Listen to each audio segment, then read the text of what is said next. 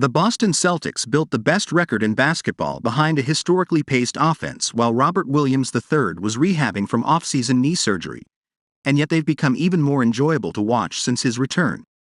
Call it the Time Lord effect.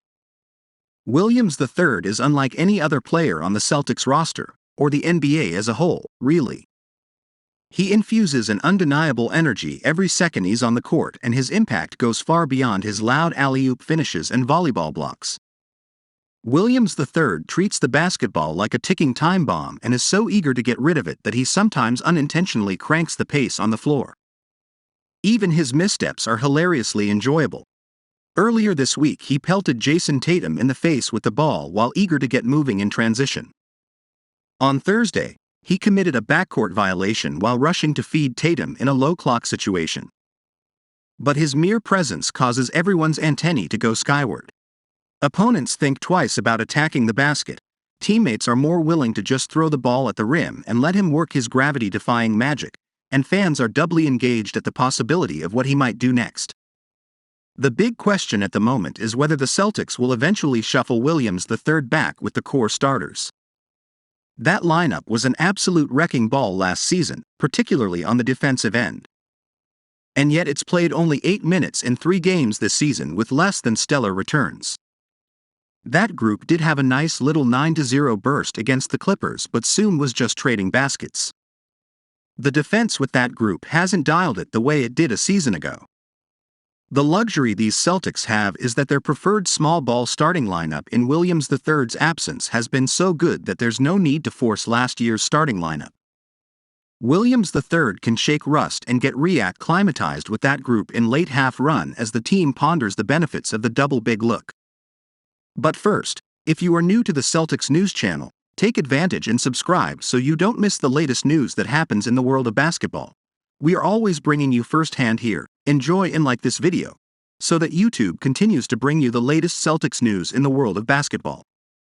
That Boston can stagger Williams III and Al Horford to eat up much of the center minutes is also a benefit of bringing Time Lord off the bench. Among the 24 high-volume, 5-man lineups in the NBA this season, greater than 150 minutes played, Boston's starting group with Derek White and the core ranks third with a net rating of +17. Only the starting fives for Golden State, +23, and Denver, +19.8, are better, and then there's a pronounced drop to Milwaukee's starting group at +13.7. When that group starts halves sluggish, like the third quarter on Thursday against the Clippers, it's easy to pine for last year's look, especially when Los Angeles was taking advantage of Boston's lack of size.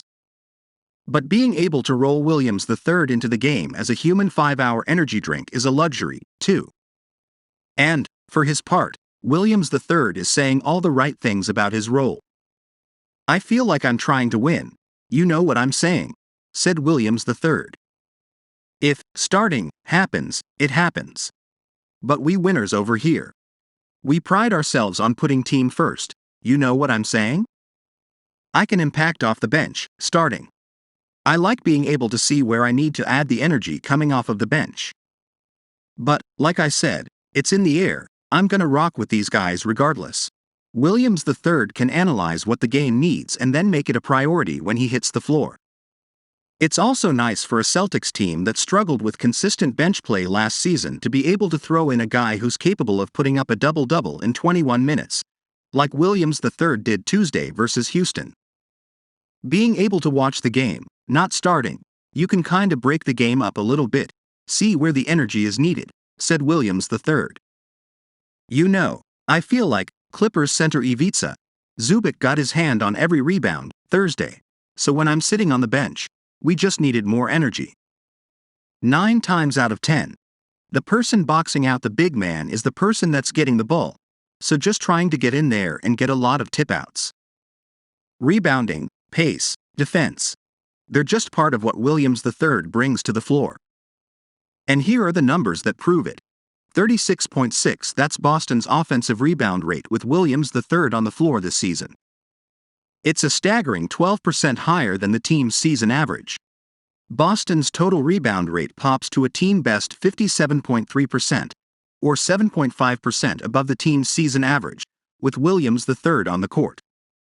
Both marks would easily lead the league if maintained over the course of the season. Williams III's superpower isn't just using his size and leaping ability to get rebounds, it's keeping plays alive. Or, to be more specific, keeping plays alive and creating scoring opportunities. Like the other night against Houston when he no-look tipped an offensive rebound directly to Marcus Smart for a three-pointer. The Celtics were on a historic offensive pace even while lingering near the bottom of the league in offensive rebounds. Now, Williams III has supercharged that area during his floor time and is helping stabilize Boston's offense even as the team isn't shooting at quite the same clip as it was to start the season. 105.4 That is Boston's pace with Williams III on the court this season. For the season, Boston ranks middle of the pack, 14th, with a pace of 100.2. The Warriors top the NBA at 103.1. And despite being the best half-court offenses in the NBA, the Celtics still have a maddening propensity to go cold when they don't keep their finger on the turbo button. It's worth noting, too, that since December 1st, Boston sits 24th in the NBA in half-court efficiency, particularly as their role players go cold from beyond the three-point arc. Williams III's hot potato style ensures that defensive rebounds turn into immediate transition chances. Once he gives up the ball, he's sprinting down the floor as a lob threat, or setting a screen to get Boston into quicker actions. The Celtics cannot take their foot off the gas and expect to sustain offensively. That happened at the end of the Clippers game and Boston had to lean heavy on its defense to get to the finish line. Williams III ensures the pace stays cranked during his floor time. 34.4% That's what opponents are shooting when Williams III is the primary defender this season. It's also a ridiculous 9.9% below those players' expected field goal percentage. Opponents have made only 22 of 64 attempts against Williams III since his return. They are 8 for 31, 25.8%, on all three-pointers and 14 of 33 on all two-point attempts, 42.4%. The most notable number. Opponents have made just 7 of 15 attempts inside of 6 feet when defended by Williams III, which is 13.4% below expected. Williams III doesn't just make it tough for opponents to shoot around the basket, he deters them from even thinking about it. Teams are shooting less near the basket because Williams III might be lingering. Sometimes he's not even the primary defender and he still flies in to create chaos, as Zubac and company found out on Thursday. The Celtics will go as far as Tatum and Jaylen Brown can lead them, but the superstars' load is lightened when high-level role players make everything easier. Williams III makes good things happen with his energy alone and the Celtics simply cannot replicate his impact when he's not out there. If Boston is to reach its peak potential and capture its ultimate goal, Williams III will be at the center of it all.